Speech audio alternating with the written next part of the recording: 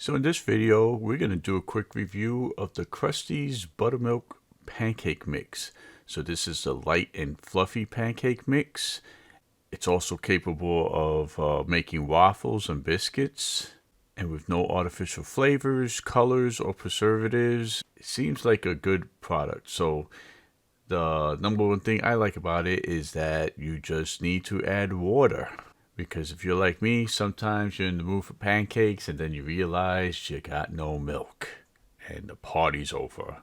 But with this, just add water and you're ready to go.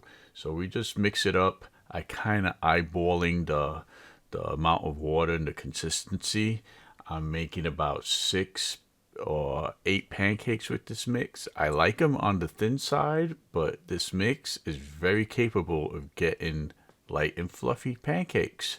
To my surprise, it's not that easy with some brand, and cooks very easily.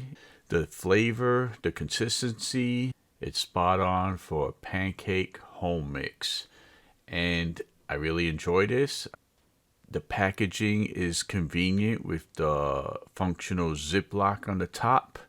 You don't have to deal with an awkward box, and I like the packaging and the flavor, the consistency. It's all good. It's a nice quality, easy to make pancake.